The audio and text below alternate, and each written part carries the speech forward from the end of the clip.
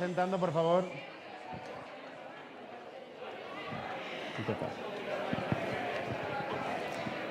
Bueno, vamos comenzando, ¿vale?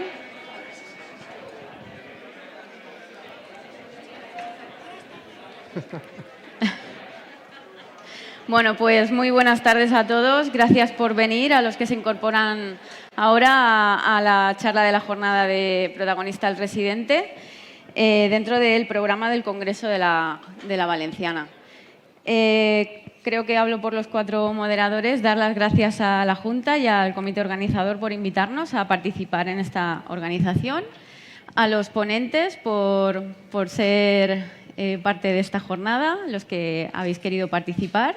Sois 13 y muchas gracias también a los miembros del jurado que han sido invitados y que también han accedido a participar. Esta va a ser la distribución de las 2 mesas. Se ha dividido la jornada en 2 mesas según el área temática de la ponencia a presentar. Y bueno, son 7 ponentes en la primera mesa y 6. Serán 13 residentes de los 16 que acaban la formación especializada este año. Recordaros que tenéis 7 minutos máximo, improrrogables, para hacer la exposición y que tendremos 2 minutos después para posibles preguntas. Queremos dejar aquí, también los conocen los ponentes, los criterios de evaluación de los miembros del jurado, ¿vale? Como novedades este año, pues hemos incorporado la presentación de póster o infografía para poder hacer la difusión en las redes sociales de la Sociedad Valenciana, en la que podéis ir dando a retweet o a like, si queréis. Y bueno, con unos plazos de presentación de este póster para poder publicarlo unos días previos al Congreso. Y como novedad también vamos a incluir un pequeño juego al final de las 2 mesas con preguntas sobre las ponencias.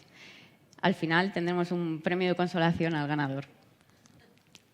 Nada, comentaros que podéis seguir difundiendo los trabajos de nuestros resis y dar las gracias a los miembros del jurado que han querido participar en esta jornada.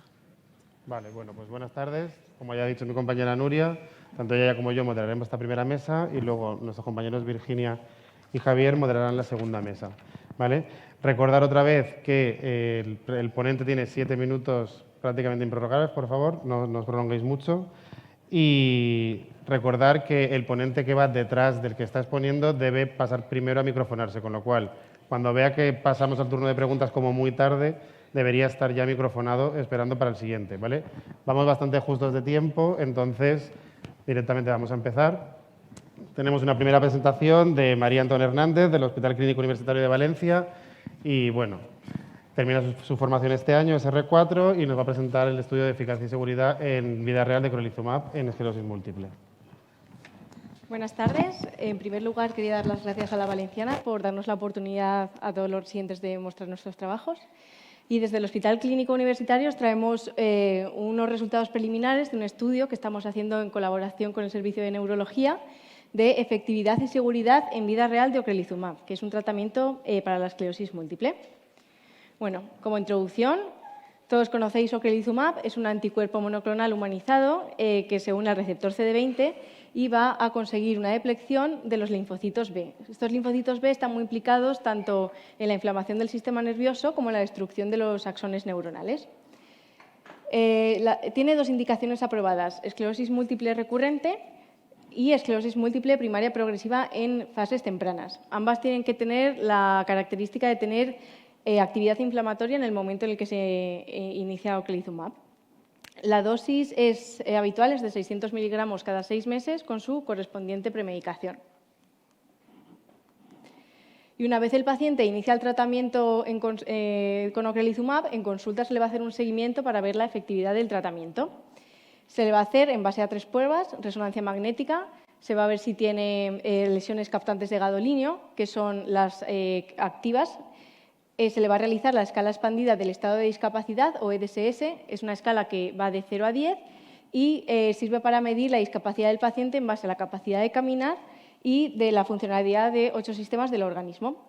Y por último, y más novedoso, la determinación plasmática del neurofilamento, que es un parámetro bioquímico. Realmente lo que es una proteína de los axones de las neuronas que se ha visto una correlación entre su liberación en sangre y el daño neuronal.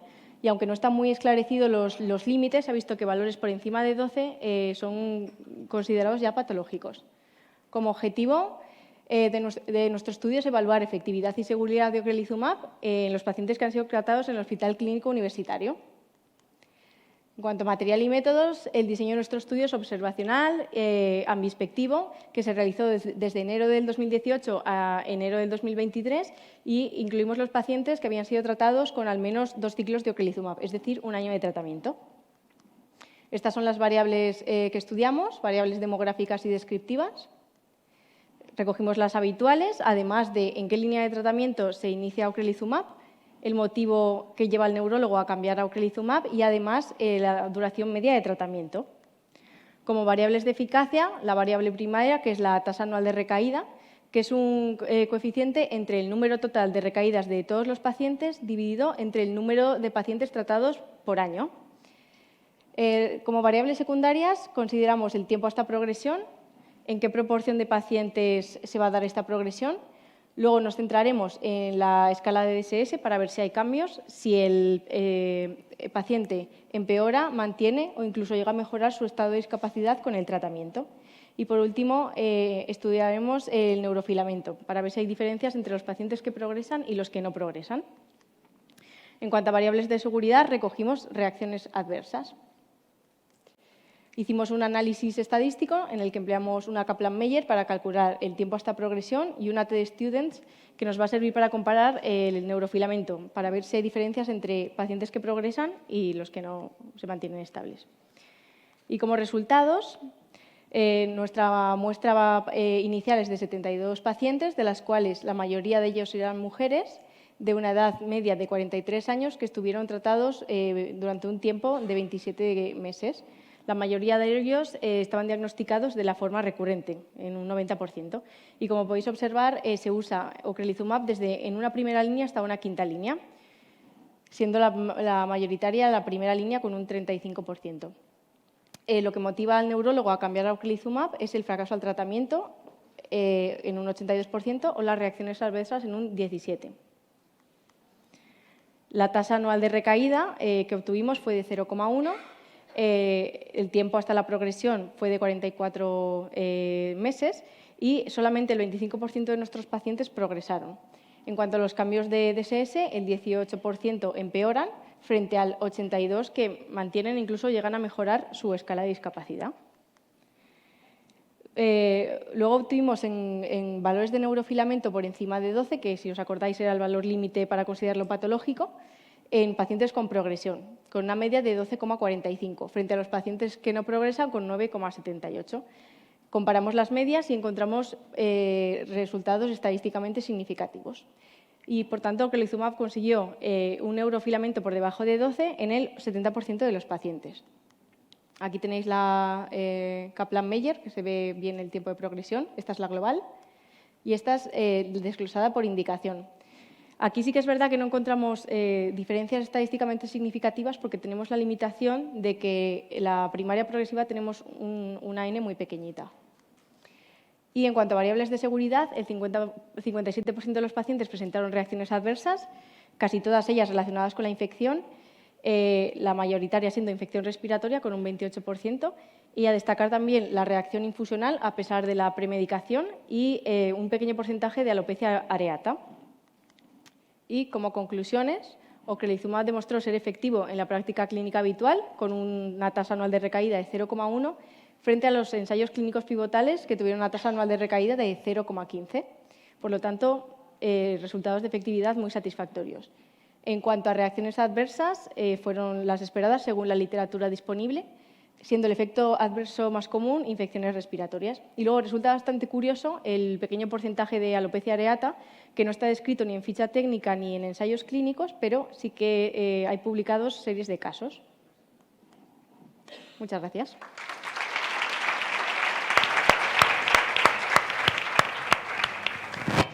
María, muchas gracias. Tiempo perfecto. Te ha sobrado hasta medio minuto. Entonces, no sé si entre el público hay alguna pregunta, os ha generado alguna duda. ¿No? Vale. Si ellos no preguntan, te quería preguntar o pensar tu opinión. Has hablado del neurofilamento, sí que es verdad que has dicho que aún no está muy establecido, pero que el valor de 12 parece como un marcador patológico o de progresión.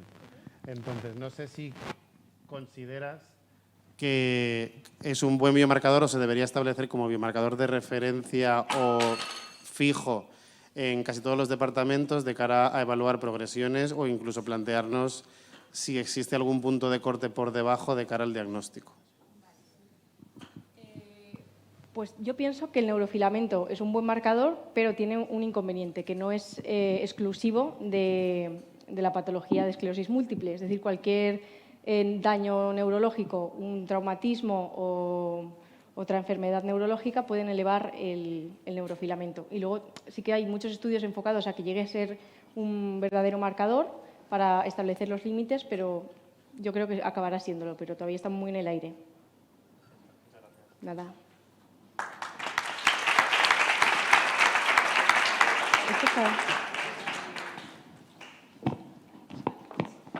Gracias, María. Ay, creo que se me oye.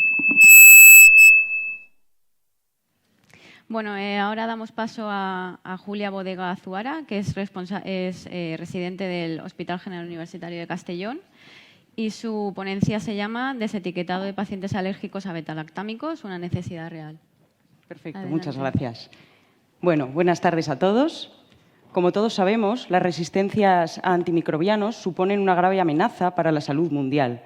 Se estima que para el año 2050 estos microorganismos multiresistentes causen en torno a 10 millones de muertes anuales en todo el mundo.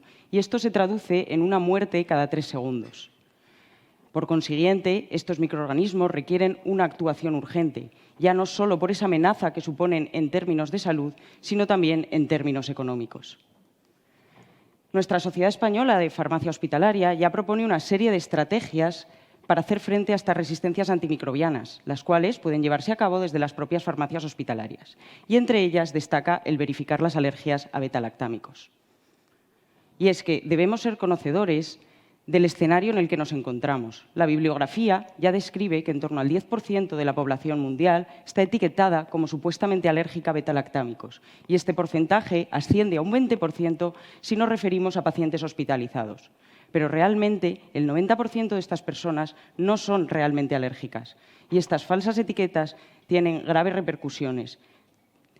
La incidencia de resistencias antimicrobianas es superior, los ingresos son más prolongados, las selecciones de tratamiento son subóptimas y, en definitiva, esto lleva a un peor pronóstico para estos pacientes. Ante todo ello, decidimos observar en qué situación nos encontrábamos en el Hospital General Universitario de Castellón. Y entre enero y octubre de 2019 identificamos 67 pacientes supuestamente alérgicos, de los cuales exclusivamente 12 habían sido sometidos a las pruebas de confirmación y de estos 10 habían sido completamente desetiquetados. Ante estos datos, vimos una clara necesidad de implementar un programa de desetiquetado. Para ello, diseñamos un estudio prospectivo aplicado en pacientes hospitalizados, adultos, supuestamente alérgicos a betalactámicos y que recibían tratamiento antimicrobiano durante este ingreso hospitalario y que, además, no habían sido sometidos con anterioridad a las pruebas de confirmación.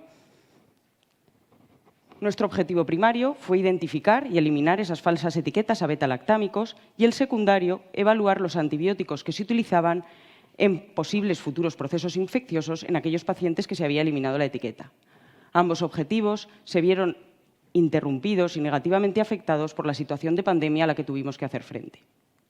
Para llevar a cabo este estudio, diseñamos un protocolo de trabajo en el cual los farmacéuticos, durante el proceso de validación de la medicación, identifican a aquellos pacientes etiquetados como alérgicos a betalactámicos y que están recibiendo tratamiento antimicrobiano durante el ingreso hospitalario. Revisan la historia clínica electrónica para confirmar que no han sido sometidos con anterioridad a las pruebas de confirmación. En este caso, llevan a cabo una interconsulta al servicio de alergología y es el alergólogo quien cita al paciente en las consultas externas de alergias tras el alta hospitalaria para someterle a las pruebas de confirmación cutánea y provocación oral, tras la firma de un consentimiento informado. En caso de obtenerse resultados negativos, es el alergólogo quien elimina la etiqueta y es el farmacéutico quien lleva a cabo un seguimiento de estos pacientes para evaluar el uso de antimicrobianos tras la eliminación de estas etiquetas. Tras aplicar este protocolo de trabajo, identificamos 176 pacientes etiquetados como alérgicos a beta-lactámicos en tratamiento antimicrobiano durante estos ingresos hospitalarios. Y de ellos, el 75% estaba recibiendo terapias subóptimas debido a estas etiquetas. De estos pacientes, aproximadamente un 52% fueron sometidos a las pruebas de confirmación. Y realmente, solo un 7,7% eran realmente alérgicos.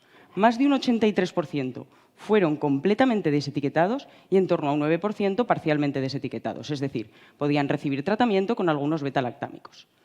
Si nos centramos en los pacientes desetiquetados, aproximadamente un 38% volvió a requerir terapia antibiótica, o bien a nivel hospitalario o bien a nivel ambulatorio.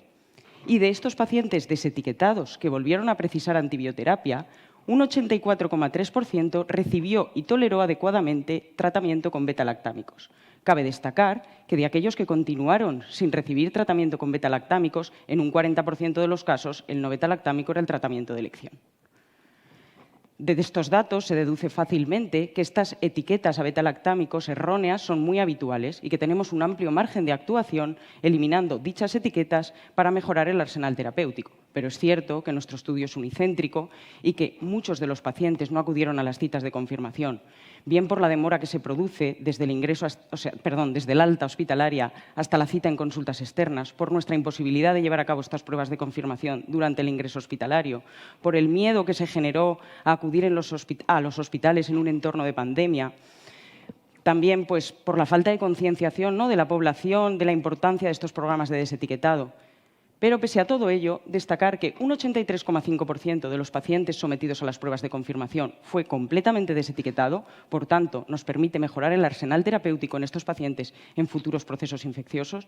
El 84,3% de los pacientes desetiquetados que volvió a precisar antibioterapia toleró adecuadamente estos beta-lactámicos, siendo así nuestra intervención útil y eficaz, y, por tanto, tenemos una clara oportunidad de optimizar las terapias antibióticas, incorporando estos programas de desetiquetado como parte de nuestra práctica clínica habitual. Por si a alguien le ha resultado de interés, dejo un QR que remite a un artículo que publicamos en relación a este estudio y no quería acabar la presentación sin agradecer a todas aquellas personas que han hecho posible que llevemos a cabo este estudio y, por supuesto, a todas las personas que hacen posible este congreso. Muchas gracias.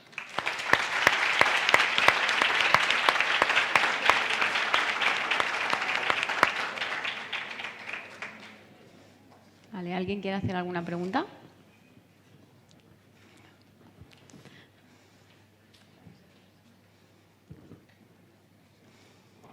Me gustaría saber, en el caso del desetiquetado de los pacientes con alergia a beta-lactámicos, si os encontrasteis muchos casos en que los pacientes fueran alérgicos a penicilinas o cefalosporinas, porque la alergia a beta-lactámicos es una prevalencia muy baja. Entonces, me gustaría saber si esos pacientes le cambiasteis la alergia realmente. Sí, por supuesto. Cuando el paciente se somete a esas pruebas de confirmación y los resultados son negativos, el alergólogo es quien elimina esa etiqueta. Y a partir de ese momento el paciente ya puede recibir tratamiento con beta-lactámicos. Si es completamente desetiquetado, pues con cualquiera de ellos que pueda precisar en otro proceso infeccioso, y parcialmente pues ya son pruebas con marcadores más específicos que te permiten tolerar unos u otros. Sí que es cierto que las falsas etiquetas son muy habituales, pero la prevalencia real, como dices, es muy baja. Gracias. A ti. ¿Alguien más quiere hacer una pregunta? Yo quería hacerte una pregunta, Claro. Julia. Entiendo que la etiqueta es en abucasis, ¿no? Tanto en abucasis como nosotros la identificamos durante el proceso de la validación con el Orion, con el Orion Clinic. Y esa etiqueta es cierto que tiene que ser eliminada por parte de alergología, hace falta un perfil de médico desde el sistema abucasis.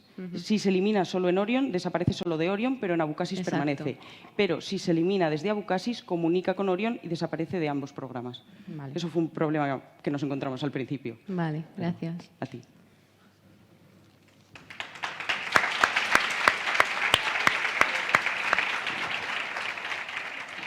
Bueno, parece que vamos bastante bien de tiempo. Pasamos al siguiente Carlos Bravo Crespo, R4 del Hospital Dr. Peset, que nos va a presentar los resultados en salud de Dupilumab en dermatitis atópica. ¿Cuánto nos cuesta, Carlos? Buenas tardes. Bueno, yo en primer lugar quería sumarme a las palabras de agradecimiento de mis compañeras hacia la sociedad valenciana por permitirnos este espacio en el Congreso y voy a comenzar con la presentación de resultados en salud de Dupilumab en dermatitis atópica. ¿Cuánto nos cuesta? Este sería un poco el tema y orden a tratar. La dermatitis es la dermatosis inflamatoria más frecuente o con mayor prevalencia en el mundo, siendo más frecuente en la población en la infancia. Es una enfermedad heterogénea, crónica y recidivante y que su sintomatología más frecuente es el prurito intenso. A menudo aparece con otras patologías asociadas como puede ser el asma o la rinoconjuntivitis alérgica. La dermatitis, estamos todos de acuerdo que no es una enfermedad letal, pero que sí que tiene un impacto psicosocial importante a lo largo de toda la etapa de la vida. En los niños, destacar que hasta un 40% pueden sufrir episodios de bullying, mientras que la población adulta, 1 de cada 3, puede padecer de depresión. Por tanto, la importancia de realizar un abordaje adecuado, un abordaje terapéutico adecuado, pero no fue hasta el 2020 cuando apareció la primera terapia avanzada con el Dupilumab. Seguida, luego, en el 2022 aparecieron los primeros inhibidores de la JAK con upadacitinib y baricitinib. También apareció el tralokinumab y, más recientemente, el abrocitinib. Con esta diapositiva simplemente es para ver la situación de financiación de las diferentes alternativas terapéuticas en los diferentes grupos de población y destacar que el Dupilumab estaría financiado para pacientes con una edad superior a 6 años y próximamente seguramente aparezca en población pediátrica con una edad superior a 2 años. En cuanto al objetivo que nos planteamos fue evaluar la efectividad de Dupilumab en pacientes diagnosticados de dermatitis atópica moderada grave y como objetivo secundario analizar el coste del paciente respondedor y compararlo con las alternativas terapéuticas disponibles. Realizamos el estudio en nuestro hospital durante el periodo de seguimiento de marzo de 2018 hasta abril del 2023, en el que incluimos pacientes adultos y adolescentes con una edad igual o superior a 12 años diagnosticados de dermatitis y que iniciaron tratamiento con Dupi entre marzo de 2018 y diciembre del 22.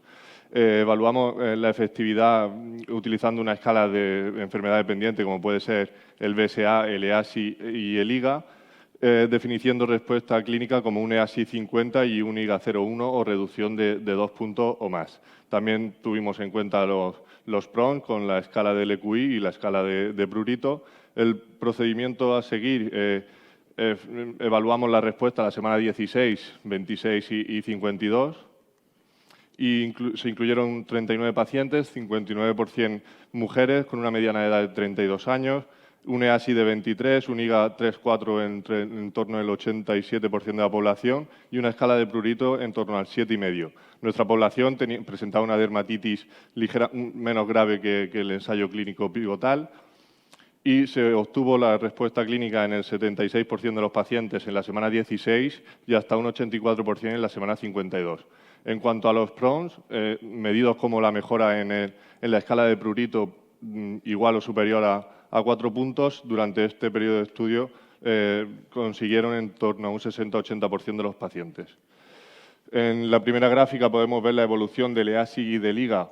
Como se puede apreciar, en las primeras 16 semanas se consigue una caída o una mejora brusca para luego mantenerse en el tiempo hasta la semana 52. Y en la escala de la derecha podemos, el EASI 50 sí que se alcanza, como hemos comentado, en la semana 16, pero sin embargo el EASI 90 es simplemente, solamente el 50% de los pacientes lo llegan a alcanzar en la semana 52. Con una mediana de seguimiento de 77 meses, 13 pacientes suspendieron tratamiento. Como fallo primario, el 10% de los pacientes, fallo secundario, un 13% y reacciones adversas, un 5%. Y 2 de los pacientes, en este caso la reacción adversa, fue por conjuntivitis recurrente. Para responder a la pregunta de cuánto nos cuesta, hemos calculado el coste por paciente respondedor, siendo a la semana 56 de 10.000 euros. Y para también responder un poco al último párrafo que todos conocemos del IPT, en el que nos nos plantea como la elección entre dupilumab y el resto de alternativas terapéuticas se basa fundamentalmente en criterios de eficiencia. Hemos establecido dos escenarios, un escenario a la semana 16, en el que hemos un análisis por intención de tratar por las variables principales ASI75 e IGA01 por separado, consiguiendo en nuestra cohorte un 54% de los pacientes el ASI75 y un 48% IGA01. En esta gráfica podemos ver el coste por paciente, en el que abrocitinib y upadacitinib se posicionan en primer lugar como menor coste por paciente, seguido del resto de terapias biológicas y el baricitinib, tanto en el ASI75 como en el IGA01. Esto a la semana 16. Un segundo escenario en la semana 52, en el que se comparó simplemente con dos ensayos clínicos, en los ensayos clínicos de extensión de dupilumab y de upadacitinib. En nuestro estudio conseguimos una respuesta del EASI75 del 65% de los pacientes y del IGA01 en el 60% de los pacientes.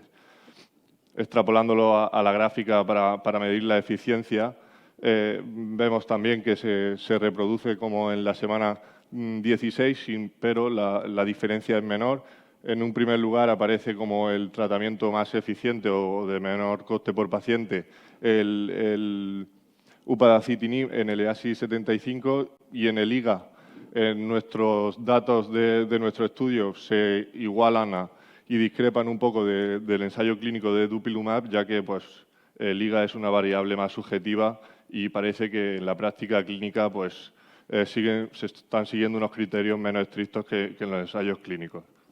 Y para terminar, como conclusiones, pues el abordaje terapéutico de la dermatitis atópica moderada severa ha sufrido una gran revolución en los últimos años, introduciendo las terapias biológicas y los inhibidores de la JAK en su arsenal terapéutico. En la práctica clínica habitual, dupilumab ha demostrado ser un fármaco eficaz y seguro. El coste anual por paciente respondedor de dupilumab es en torno a unos 10.900 euros. Y si tuviéramos que realizar un posicionamiento terapéutico en base a criterios de eficiencia, pues podríamos posicionar una primera línea con abrocitinib, upadacitinib, seguido de dupilumab y en un segundo escalón baricitinib y tralokinumab. Y esto sería todo por mi parte. Muchas gracias.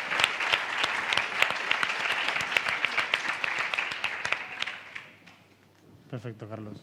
¿Alguna pregunta que tengáis entre el público? Bueno, como bien has dicho, es verdad que desde el IPT de tralokinumab ya había como una evaluación que comparaba los diferentes tratamientos disponibles. Ahora con abrocitinib parece que lo han dejado, bueno, han vuelto a analizar todos los datos disponibles y en los anexos del IPT hay bastante información. Entonces, en base a vuestro estudio en vida real, ¿os habéis planteado hacer algún estudio de análisis multicriterio para incluir los resultados en salud en la evaluación de este tipo de medicamentos de cara a posicionarlos dentro del departamento?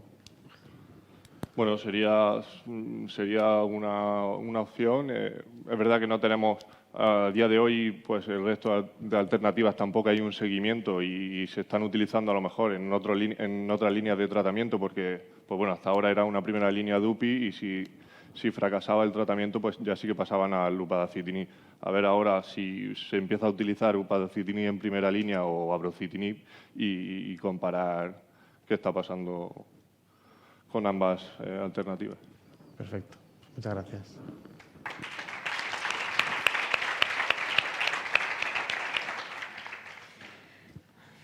Bueno, pues ahora damos paso a Mireia Fernández Sánchez, que es residente del Hospital Universitario y Politécnico de la FE. Su ponencia se llama Evaluación de la calidad, seguridad y legibilidad del etiquetado de medicamentos en investigación clínica. Cuando quieras. Vale, muy bien, pues muchas gracias. Buenas tardes. Yo, como bien habéis comentado, voy a hablar de la evaluación de la calidad, seguridad y legibilidad del etiquetado de muestras en investigación clínica, que bueno, fue mi proyecto de trabajo fin de máster. ¿Vale? El trabajo, los objetivos lo dividimos en dos partes. Una primera parte con medicamentos orales propiamente dichos, en los que evaluamos la calidad del etiquetado mediante los apartados que se cumplían del anexo 13 de la Directiva 2003/94/CE y evaluar la seguridad del etiquetado también en función del cumplimiento de las recomendaciones del ISMP, del Institute for Safe Medication Practice, para evitar riesgos que propician errores de medicación. Y luego la segunda parte, que la realizamos en pacientes, el objetivo fue evaluar la legibilidad y comprensibilidad del etiquetado por parte de estos pacientes mediante una encuesta, pero que por ajuste de tiempo no os voy a poder comentar mucha cosa, así que, bueno, mucha no, nada. En la infografía que está en Twitter hay un breve resumen y si luego os interesa, pues en el turno de preguntas podemos comentar algo al respecto. Entonces, centrándonos en la parte de medicamentos orales, las muestras para el estudio las seleccionamos en función de un criterio de primera recepción entre los meses de enero y marzo del 2021. Recogimos una serie de variables de las muestras, por el nombre del medicamento, el ensayo clínico al que pertenecía, el promotor, bueno, varias, si estaban enmascaradas o no, el tipo de acondicionamiento y si se gestionaban por Interactive Web Response System o IWRS. Para evaluar la calidad lo hicimos en forma de porcentaje de calidad general según los apartados que se cumplían del anexo 13 que he mencionado. ¿Vale? Para la calidad general serían los apartados acá, los que se aplicarían, y luego también la calidad del acondicionamiento primario en forma de porcentaje en aquellos envases que eran fraccionables según los apartados AE. Luego, para la variable de seguridad, también la medimos en forma de porcentaje del número de recomendaciones de la ISMP que se cumplían, del documento que publicaron, pues seleccionamos 10 de esas recomendaciones. Entonces, esto es pantallazos de la base de datos que creamos para la recogida de datos. En la imagen de la izquierda arriba están las variables de la muestra que he comentado y abajo marcaríamos en forma de sí o no si se cumplía cada uno de los apartados. ¿Vale? Que a la derecha tenéis un resumen de lo que dice el anexo 13, que, bueno, por mencionar algunos, el apartado A, por ejemplo, es que dice que el nombre, dirección y teléfono del promotor pues debe constar en la etiqueta, luego forma farmacéutica, vía de administración, en fin, lote, fecha de caducidad, una serie de requisitos, ¿vale? Y este es un pantallazo de las recomendaciones de seguridad de la ISMP que seleccionamos, que también, algunas de ellas, por comentarlas, que el nombre del medicamento sea un código alfanumérico, pues siempre es un riesgo, además, sobre todo, si tiene similitud con el nombre del promotor o de otros medicamentos orales del mismo ensayo, que eso pues, es bastante frecuente. Luego, que haya una leyenda o que la información esté, además de la lengua oficial o cooficial, en otras lenguas varias, y sobre todo también que esté debajo de una etiqueta desplegable, que haya abreviaturas, texto homogéneo, más de una fecha de caducidad, en fin. Luego, para el análisis estadístico, realizamos un análisis de estadísticos descriptivos y luego un análisis por subgrupos para el porcentaje de calidad general, del acondicionamiento primario y de la seguridad, mediante una prueba de VD1-Whitney, Kruskal-Wallis, en función del número de subgrupos que hubiera en cada una de las variables, con una significación estadística de menor a 0,05 y un intervalo de confianza del 95%. Entonces, en los resultados de calidad, el porcentaje de calidad general, la mediana fue un 100%, y en el caso del acondicionamiento primario fue una mediana del 90%. Para el análisis por subgrupos de la calidad general se encontraron diferencias en los subgrupos de ensayo, de promotor y del tipo de acondicionamiento. Para el porcentaje de acondicionamiento primario no encontramos diferencias, probablemente por el bajo tamaño muestral. Y este es un gráfico del porcentaje de calidad por apartados, ¿vale? Que en general el verde es el de la calidad general. Casi todo es, como veis, al 100%, exceptuando el apartado de nombre, dirección y teléfono del promotor, que normalmente lo que faltaba era el teléfono. Y luego, en la calidad del acondicionamiento primario, hay apartados que se cumplen al 100% y otros que, como veis, pues se quedan un poco a mitad. Para los resultados de seguridad, la mediana fue un 70% y en los análisis por subgrupos se encontraron diferencias en subgrupos de ensayo, de promotor y de gestión de IWRS, de manera que cuando estaban gestionados por IWRS, la seguridad fue menor, un 60% frente a un 70% cuando sí que estaban gestionados por IWRS. Y esto también es un gráfico, ¿vale?, para que veáis un poco el porcentaje de cumplimiento en cada recomendación del ISMP que seleccionamos. Que, hay un poco de todo, ¿no? Algunas sí que tienen bastante cumplimiento y otras, por ejemplo, como el nombre del medicamento similar al nombre del protocolo u otros medicamentos, muy poquitos lo cumplían, ¿vale?, un 20%, o la información en lenguas diferentes a la oficial o cooficial. Y ya para ir acabando, en las conclusiones, la calidad en general fue satisfactoria, superior a un 90%, tanto para la calidad general como para la calidad del acondicionamiento primario. aunque sí que en los apartados que he comentado, en el nombre, dirección y teléfono del promotor fue inferior. Y la seguridad global pues fue buena, un 70%, aunque en los apartados que he comentado pues sí que fue menor o igual a un 20%. Y aquí sí que pensamos pues, que una regulación de estas recomendaciones de ISMP fomentaría el aumento de la seguridad en las etiquetas de los medicamentos en investigación clínica y ayudaría a prevenir errores. Y eso es todo. Muchas gracias.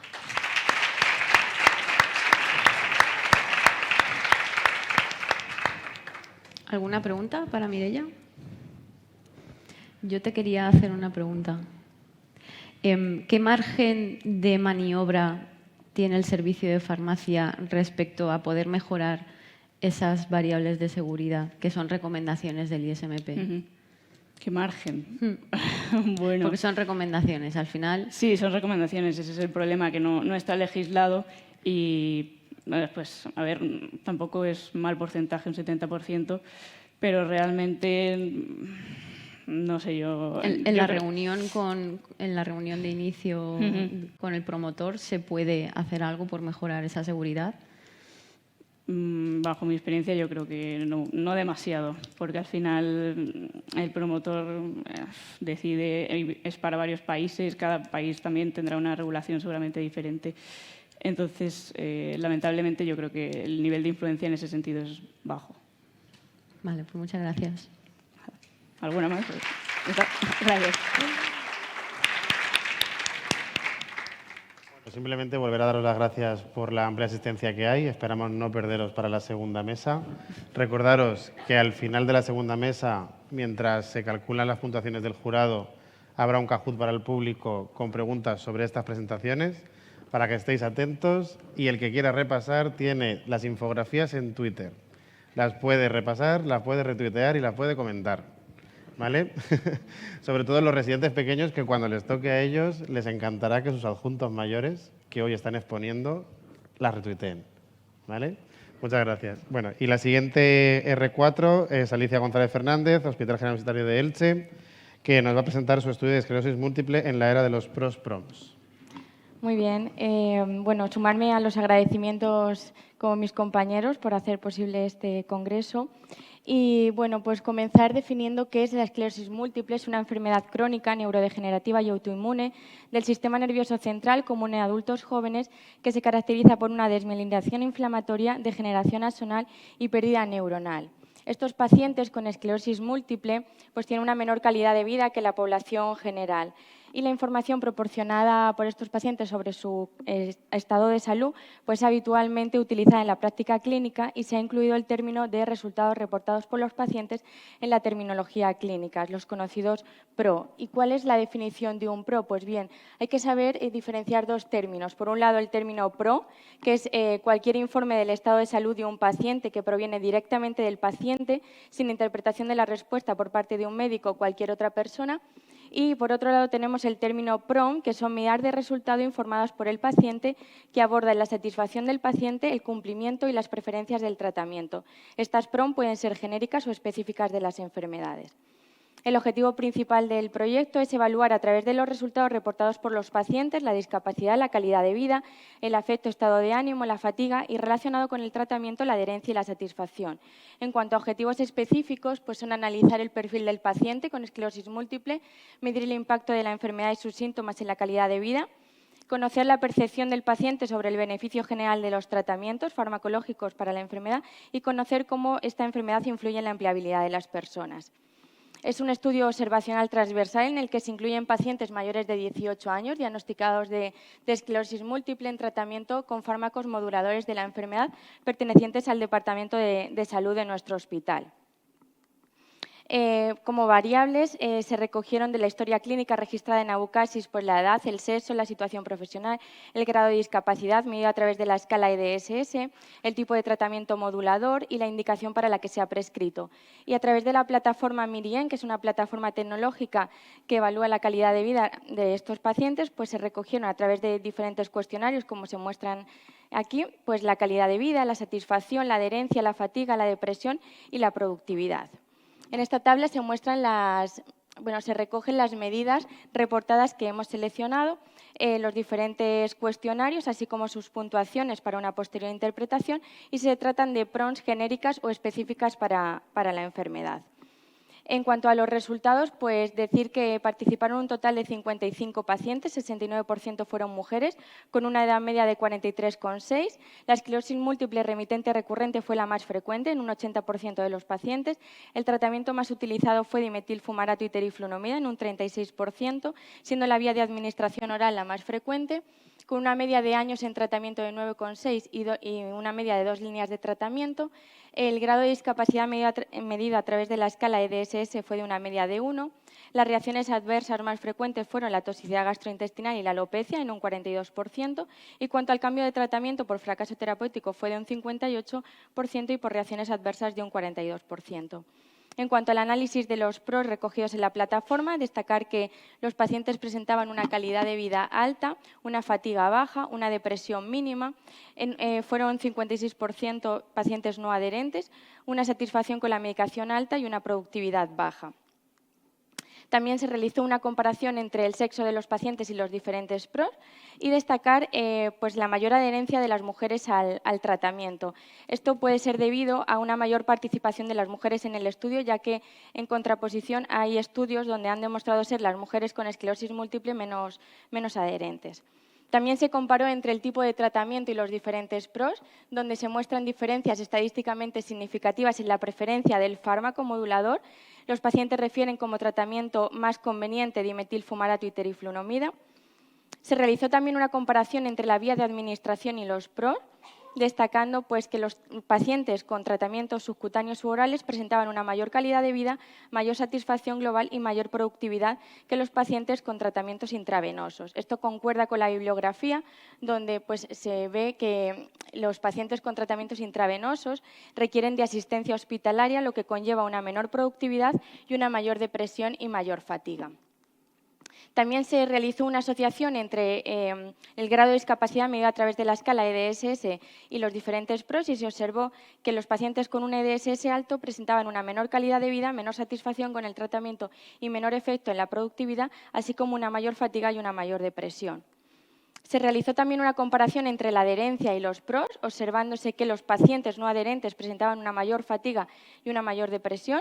Esto concuerda con la bibliografía, donde pues se ve que pacientes con depresión presentan menor probabilidad de ser adherentes al tratamiento, así como la afectación cognitiva, donde se ve una clara diferencia entre pacientes adherentes con afectación cognitiva del 3% y no adherentes con una afectación del 19%. Por último, se realizaron una serie de correlaciones entre los diferentes PROs y destacar la correlación que existe entre eficacia y conveniencia percibida por los pacientes y la satisfacción global que presentan con el tratamiento. Los pacientes muestran estar satisfechos con el tratamiento y refieren que se trata de fármacos convenientes y eficaces para tratar su enfermedad. Como conclusión es decir que los pacientes con esclerosis múltiple refieren una calidad de vida alta, un nivel de fatiga en cuanto a función física, cognitiva y psicosocial bajo, así como una depresión mínima, pero con un efecto bajo en su productividad. En cuanto al tratamiento, los pacientes refieren ser poco adherentes, sin embargo muestran una alta satisfacción con la medicación, priorizando entre ellos los tratamientos orales. El estado de discapacidad que presenta el paciente está estrechamente relacionado con la calidad de vida, la depresión, la fatiga y el estado laboral, y es indispensable conocer la percepción de la enfermedad por parte del paciente mediante PROs genéricas y específicas que apoyen las decisiones clínicas, que no siempre se relacionarán con los marcadores de respuesta al tratamiento, como es en este caso el EDSS que presenta el paciente. Esta es la bibliografía y muchas gracias.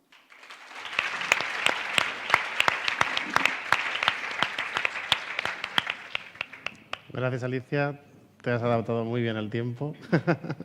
Tenías un montón de datos. Simplemente una pregunta, una percepción, porque creo que el proyecto continúa, vais a intentar poder volver a medir los datos. Entonces, me gustaría saber tu percepción simplemente de cara a la baja adherencia que demuestran estos pacientes, que la percepción que tenemos en el día a día es que el paciente de esclerosis es un paciente adherente. Entonces, si crees que gracias a este tipo de estudios y a valorar los PROMs y las preferencias del paciente, ahora ves que acuden como más activados y crees que el dato de la adherencia cambiará en estudios posteriores. Vale, comentar que es verdad que aquí en el estudio se mide la adherencia con el cuestionario SMAC, que tiene un sesgo porque pues cualquier respuesta de no cumplimiento se considera un incumplimiento total. Entonces, por eso también nos ha salido ese alto porcentaje.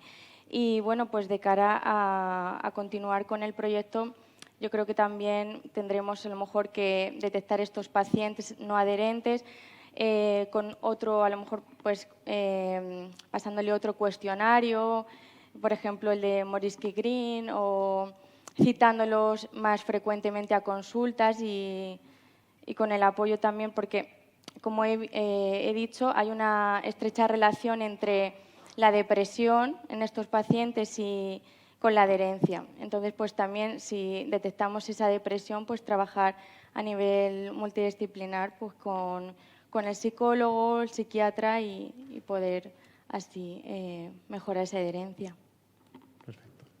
¿Alguien tiene alguna pregunta para Alicia? Pues ya está. Muchas gracias. Gracias.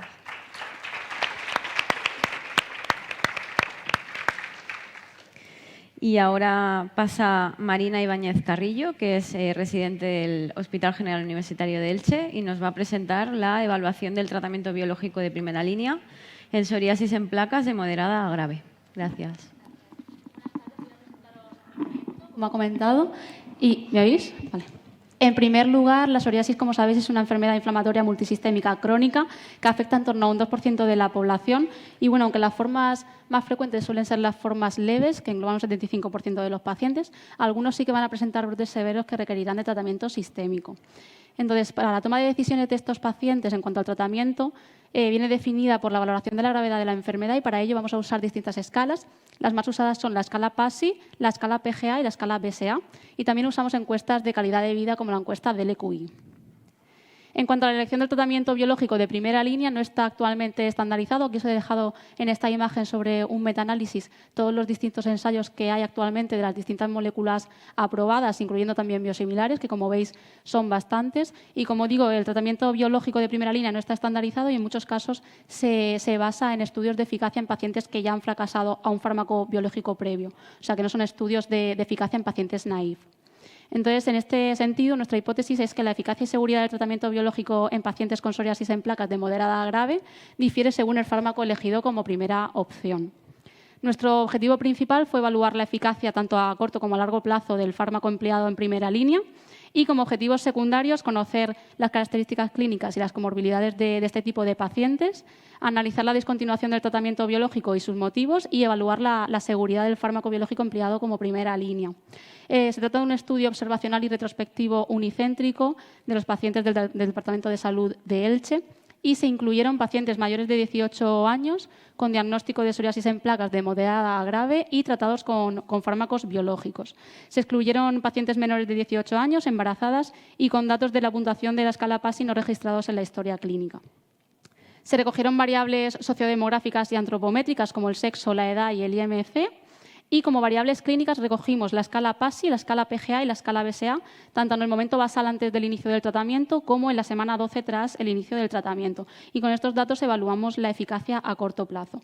También recogimos la encuesta del EQI tanto antes de iniciar el tratamiento como dentro de los primeros 6 meses, los efectos secundarios y las comorbilidades. Y como variables terapéuticas recogimos el primer fármaco biológico empleado, la persistencia del tratamiento, definido como el tiempo desde la primera dosis hasta la última, y con este dato evaluamos la eficacia a largo plazo. Y, por último, el número de pacientes en los que se discontinúa el tratamiento y sus motivos. Este fue el análisis de datos empleado. Y, en cuanto a los resultados, nos encontramos con una muestra final de 52 pacientes, con una media de edad de 48 años y un ratio hombre-mujer de 1,7, siendo el 63% de los pacientes varones. Y, en cuanto al IMC, encontrábamos un 74% de los pacientes con un IMC menor de 30. Cuando distribuimos los datos por fármaco, estos fueron los 5 fármacos empleados en nuestros pacientes, y el más usado fue secukinumab con un 44% de los pacientes, seguido de adalimumab con casi un 30% y ustekinumab con un 16%. A destacar que certolizumab solo se empleó en 3 pacientes y tanto ixekizumab como brodalumab en un paciente en cada caso. Cuando evaluamos la eficacia a corto plazo determinada por la escala PASI, clasificamos a los pacientes en respondedores si habían reducido su puntuación en la escala PASI más del 75%, en respondedores parciales si lo habían reducido entre un 50 y un 74% y en no respondedores si lo habían reducido menos del 50%. Y en nuestro estudio la reducción del PASI fue superior al 75 en el 83,3% de los pacientes.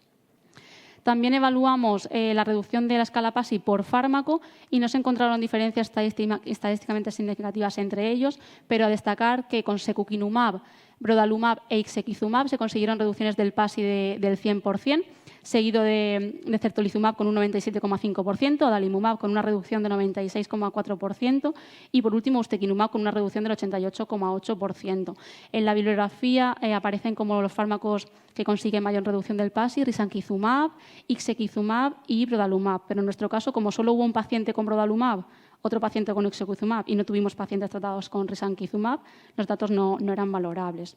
Referidos a los datos recogidos de la escala PGA y BSA, no estaban disponibles en todos los pacientes. Aquí os dejo los resultados, pero no se hizo análisis estadístico con estos datos. También se comparó la probabilidad de alcanzar el PASI de 75 y el PASI 90 entre los 3 fármacos más empleados en nuestro estudio, ustekinumab, secukinumab y adalimumab, pero no se encontraron diferencias estadísticamente significativas. En cuanto a la eficacia a largo plazo determinado por la persistencia, sí que encontramos diferencias al comparar ustekinumab frente a adalimumab y también al comparar secukinumab frente a adalimumab, y encontrando las mayores tasas de persistencia con ustekinumab con una mediana de 62 meses de tratamiento, seguido de secukinumab con una mediana de 42 meses de tratamiento. Esto concuerda con la bibliografía en la que aparece ustekinumab como fármaco que consigue las mayores tasas de persistencia, tanto al compararlo con fármacos anti-TNF-alfa como al compararlo también con fármacos anti-interleuquina. Discontinuaron el tratamiento el 31,5% de los pacientes y los motivos fueron brote, falta de efectividad y reacciones adversas y otros. Esto fue la distribución por fármaco y como fármaco empleado como segunda línea son los que aparecen en pantalla. Tuvieron una distribución similar y no hubo uso superior de uno sobre otros. Las comorbilidades que aparecieron en nuestros pacientes en mayor proporción fueron hipercolesterolemia, hipertensión arterial, ansiedad y depresión. Y el número medio de comorbilidades presentadas por los pacientes fue de 1,6. Cuando analizamos estas comorbilidades con la eficacia a corto plazo no encontramos diferencias significativas. En cuanto a seguridad, solo se detectaron 3 efectos adversos, con una tasa de efectos adversos en nuestro estudio de 0,05%, comparado con la bibliografía que está en torno a un 1 o un 2%.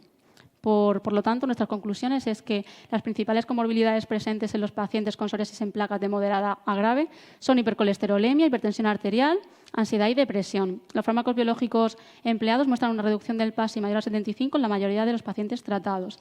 La persistencia del tratamiento tuvo una mediana superior a 2 años, siendo mayor para ustekinumab, superando los 5 años de tratamiento. Y, por último, el tratamiento con fármacos biológicos para la psoriasis en placa de moderada a grave parece seguro a largo plazo. Esta es la bibliografía empleada. Y muchas gracias a todos.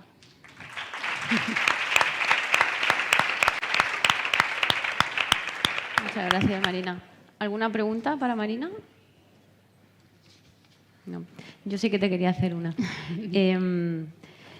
Dado que la mayor cantidad de pacientes en tratamiento con los biológicos son secu y adalimumab, ¿habéis visto algún perfil de paciente tipo que sea candidato a cada uno de ellos? No, la verdad es que no hemos comparado ni por comorbilidades así, ¿Por qué para se hacer perfil inclinan? de pacientes, ¿no? ¿Te refieres? Sí, ¿por qué se inclinan hacia uno o hacia el otro? No, en ese sentido no hemos hecho ese estudio. Vale, nada, muchas gracias. Nada, gracias a vosotros.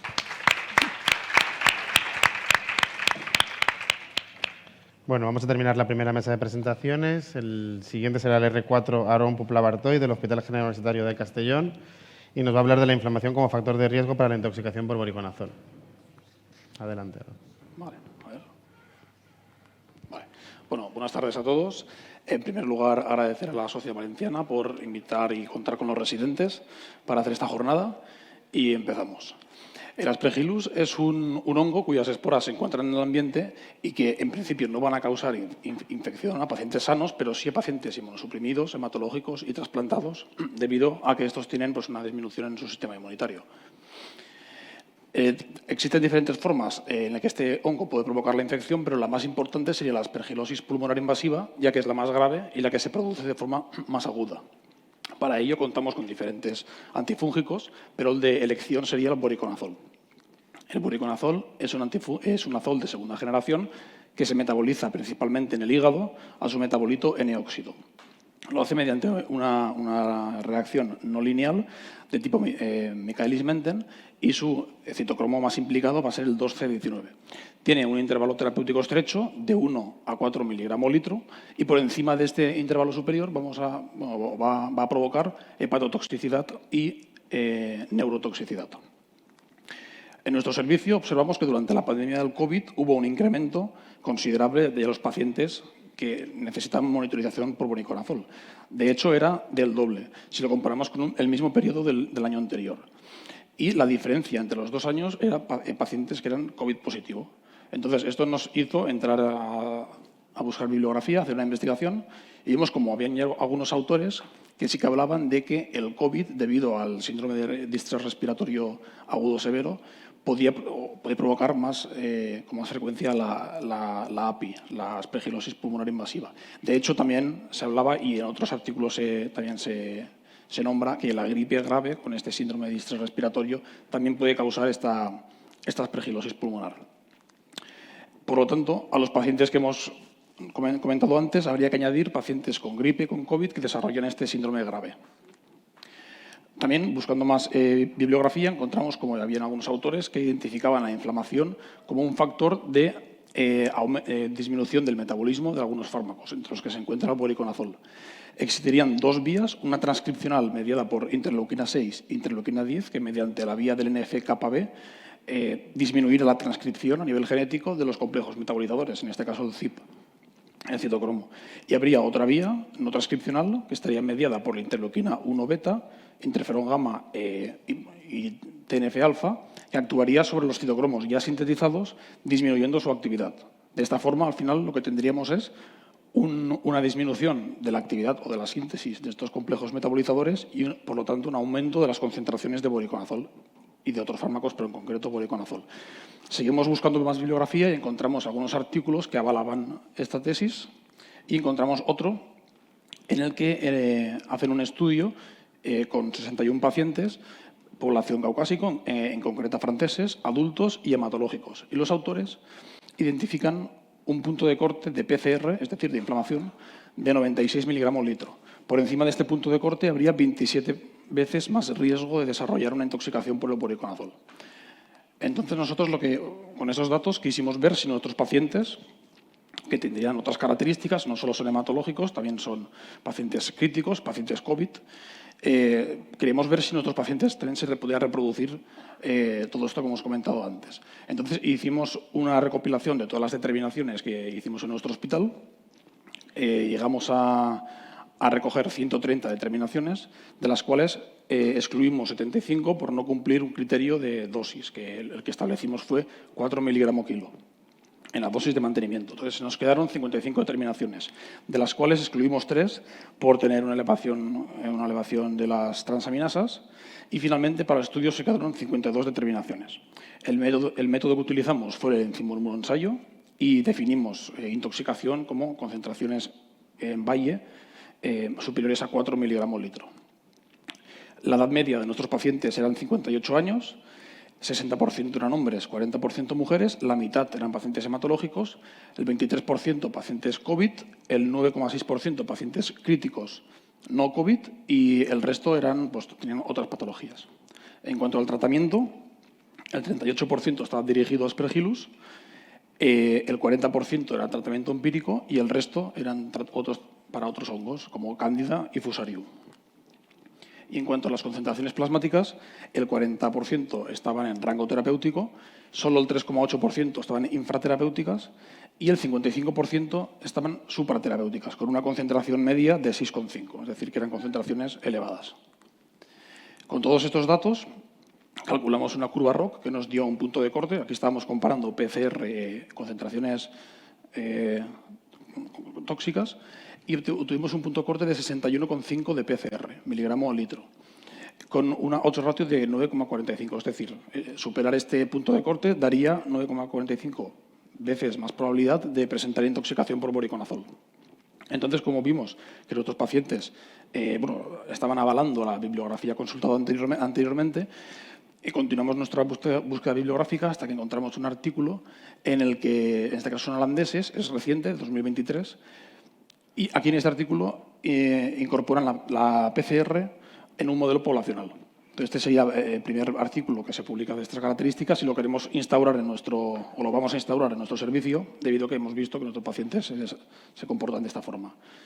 Y como conclusiones, que la monitorización proactiva de boriconazol es esencial para evitar la intoxicación, que la inflamación inhibe el metabolismo del boriconazol, que según nuestros datos, superar el valor de 61,5 en PCR va a suponer 9,45 veces más riesgo de intoxicación por boriconazol y que se recomendaría aplicar modelos poblacionales que tengan en cuenta la PCR como factor predictor de la eliminación de este antifúngico. Y esto es todo. Muchas gracias.